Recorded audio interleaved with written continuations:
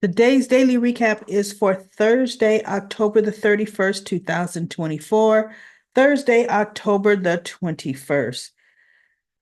Well, you know what? They did today's episode to me. They did it justice. I was sad. Now, I was truly emotional at the reality of what happened yesterday, but today, the aftermath and Alexis, her acting, she did such a good job. The actress that played Alexis, she played daily recap, Lady Don't Curse. She played the hell out of that character. You felt that that was anguish from a mother. And I tell you, it it it struck some chords in me. And then when they had Jason coming in to say goodbye, his emotions were real. The way he walked into that room, what got me was the way that he walked into that room, everybody, and he walked into the room sideways, right? He couldn't even look over to the bed. He didn't want to see, right? And then when he turned and he went to the bed, oh, now this man has killed more people than he could count. But seeing that ripped out his heart. And he said, I didn't want to believe it. But when I saw the look on your mother's face, I knew it was true. And then when I see you, I know it's real. Uh, and he sat there and he talked to her. And then what got me was when he said, I remember everything. And then they started playing their old theme song. What was that? A love worth, I used to think it was a love worth waiting for, but I think it was a love worth fighting for. Oh, and then they showed the scenes of when she first met him. And she introduced herself to him, and he introduced himself, to her. She was, I'm here for aiding and abetting Sonny Corinthos. And he said, same. Jason Morgan, same. And then they just kind of progressed through the years with Bonnie and Clyde. Because to me, that's what they were, just the modern day Bonnie and Clyde. And then it was, the reminiscing was over, and he's looking at her, and he's, said how much he loved her. Oh my goodness. And so, meantime, when Jason went in after Alexis. Alexis, I already talked about how she reacted the way a mother would react, but what got me was when she was like, "Oh no, you're cold. You're cold." And she made Portia get a blanket. She made her. Portia came back with a blanket, and Portia said, "Just take your time." And Alexis is like, "This blanket is not good enough." And she peeled back the covers and she got in the bed next to her daughter, and she was pulling Sam's body close to her, trying to warm it with her body heat. And I was like, ah, this is some good ratings, y'all.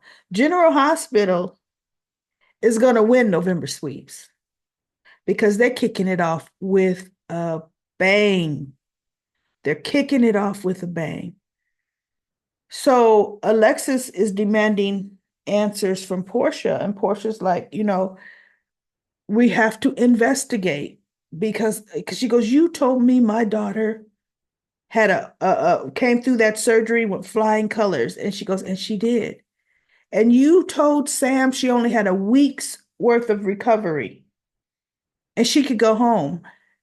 That's how it is typically. She goes, then why is my daughter dead? And just as she's saying that, Dante and Rocco are getting off the elevator, and Dante looks at Alexis. Now, I don't know. You know how soap operas are. They make you think somebody heard something and maybe they didn't. I think they heard it because Alexis was not talking low. Here, he had just spent time breakfast with Rocco, and Chase joined them, and he told Chase that he proposed to Sam and they were going to get married, and he was, letting Rocco know what a good thing it was, that he asked Sam to marry her, and Rocco had some apprehension there, saying, "But what about mom?" See, in his mind, you and mom are going to get back together again. I mean, you could kind of think so, right? Dante's spending every waking moment by mom's bedside. Before she got to GH, Dante was going up to the facility where Sam was being kept constantly. So you would think that he was still in love with Lulu, you know? But anyway, tomorrow we're going to see some more aftermath because Jason's now got to go tell Danny and Scout because Alexis says, I got to tell Christina, Molly, and the kids. And Jason looked at her. He goes, I'll tell Scout and Danny. She goes, okay. And that's when she wanted to go talk to Portia first, right? So tomorrow's going to be a doozy as well, right? Now let me get to the minor stuff. We've got Michael and Sasha just saying, bottom line, they were both hurt and they wanted somebody familiar, something that felt comfortable. And, pretty much nobody has to know. Isn't that interesting? Yeah, nobody has to know, but Sasha's going to be pregnant. I can tell you that. And she says, what are you going to do? He goes, I don't know. He's like, one kiss definitely wasn't worth breaking up his family, but he doesn't know. You're going to see what Willow does. So Drew finally leaves after all this conversation, just begging Michael to come home. But Michael didn't talk to Willow into lying to him. See? And it made no sense. You don't want to hurt Michael anymore. Well, doggone it. Let's rip the Band-Aid completely off. You just pulled it up. Yeah, it hurt. You just pulled it up. No, rip the Band-Aid off. Tell Michael the truth. All of it. Right? So Michael gets home. Drew's gone. Thank God. And Willow's like, oh, thank goodness you were home. I was worried about you. I really needed to talk to you. Where were you? I got a hotel room. I was upset. Okay. And I'm glad you're here because I really wanted to just explain things. And he says, so when you came into the Quartermains in the living room, what were you going to do? Were you going to tell me? She said, yes. But Drew had said it first. And he just looked at her. And so she says, Michael, I want you to know it was stupid. We had a lot to drink. And in my mind, I'm thinking you didn't have that much to drink. You had a couple of glasses. And then the fireworks started and the ambiance. And next thing you know, we're caught up in it. And I thought, yeah, you should have said that 4 months ago. So then he says, okay. And she goes, but no, I want you to know you and my family and our family means the world to me. She was talking so, I wanted to say intellectually. I got that her explanation, everybody. I don't know if I'm still reeling off of the Sam situation, but to me, Willow's whole apology explanation was rather cold and generic. Rather, just don't even think about it. It's nothing, right? She should have pulled some tears. She should have shown, oh my goodness, I don't even know how I couldn't tell you. She really, and Michael's just looking down at her. He goes, okay. He goes, um, I could, I understand. I could see one kiss is not worth tearing our family apart. No, not one kiss. No. And she goes, I'm so glad you agree with me because no, it doesn't. I'm thinking, chick, you ain't worried that it is that easy? And then he goes, but is there anything else, Willow? Because if there's anything else, now is your opportunity to tell me. She looks at him. She goes, there is something else I want to tell you. And he goes, okay. I love you so much. And he just looked down at her and she moves in and she reaches up to kiss him. And I thought, is he going to pull away? Is he going to say you're a liar? What's he going to do? He says, how long do we have before the kids come back home? She goes, long enough. So she rips his shirt off. And, I'm thinking, oh, Willow, you acting, right? Are you thinking of Drew? Because see, your head has been on Drew. You thinking of Drew right now? And the way they, went to the couch because they didn't even go upstairs. I said, look, Willow's going to get pregnant too. Sasha and Willow are going to be pregnant at the same time with Michael's child. Now that's going to be a triangle. And because Sasha's baby is going to be a Quartermain, they're going to have Sasha living in that Quartermain mansion, right? Michael might even be up there too. Wait, not living up there. Sasha already lives up there. Her room's upstairs. When Michael finally is sick and can't go along with Willow because he knows she's lied to him. He knows she's omitting.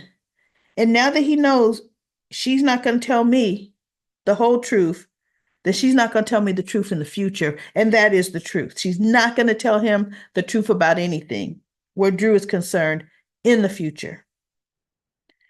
So that's going to be, now that's some good drama. They need to write that way.